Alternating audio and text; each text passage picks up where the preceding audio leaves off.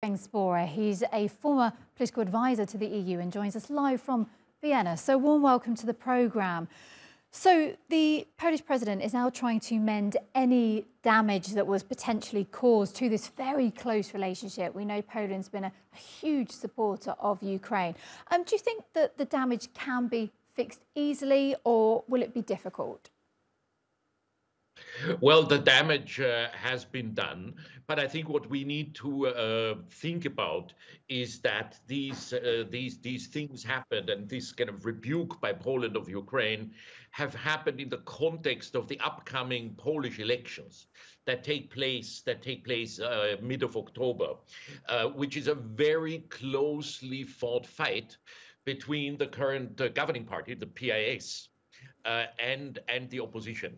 So any move that comes from the Polish government at these days, especially such an extremely high-profile move, must be seen in the context of these elections. Do you think that's the big sort of inspiration for this move then, the fact that there are the Polish elections coming up, as you say, in mid-October, and the desire to protect the farmers as well, because there was that issue with the grain and the fact that if Ukraine was going to import their grain, that it would be cheaper and undercut the farmers there in Poland? Well, these things are, of course, closely related, because the farmers that the Polish government wants to protect through their ban on the import of Ukrainian grain are, of course, the biggest voter bloc of the PIS party. So this is extremely closely connected. But if it would have only been about the protection of farmers and about the price of grain, there would have been other possibilities to solve this issue or to tackle this issue than to escalate the situation. On the one hand, through such strong statements by the Polish side.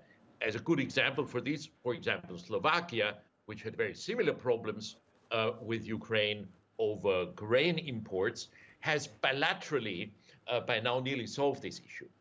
Poland is apparently working on it, but they have decided to escalate this in a very public way. And that the reason for this is internal Polish politics. And how popular is Poland's support for Ukraine? The support in Ukraine, support for Poland, for Ukraine inside Poland, is actually quite high. But one needs to go in a little bit more granular detail.